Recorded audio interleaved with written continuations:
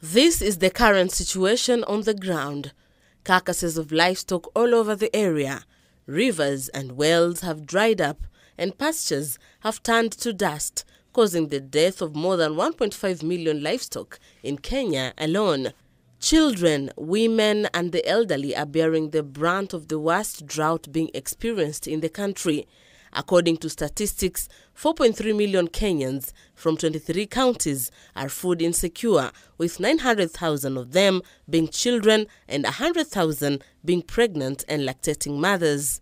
And in bid to give them a sigh of relief, the government is collaborating with other stakeholders from the private sector and non-governmental organizations to come up with solutions and aid for the affected people.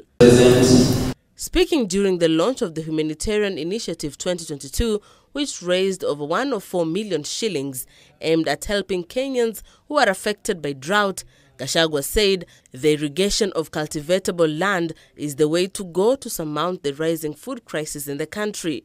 One of the ways of surmounting the food crisis is bringing more of the cultivatable land under irrigation as envisioned in our manifesto.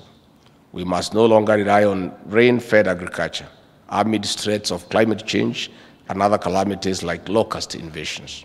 He was accompanied by the newly sworn-in cabinet secretaries for Trade and East African Community, Arid and Semi-Arid Lands and Regional Development, Moses Kuria and Rebecca Miano, who reiterated on the need of investing in smart agriculture to defeat climate change. Why are we here 60 years after independence that we have to do a harambe for the stomach?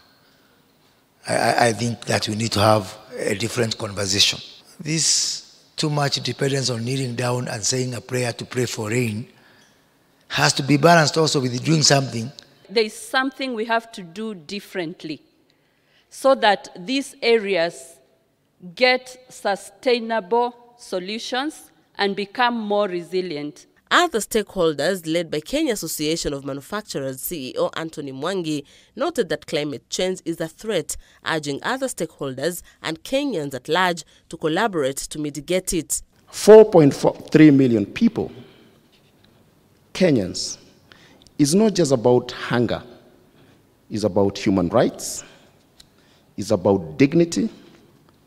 It's about right to live. It is important to prioritize those most in need so that we save their lives, and then secondly, to prioritize those who are in the alert phase of the emergency so that they don't slide into the emergency situation. Busara Naman, K24 TV,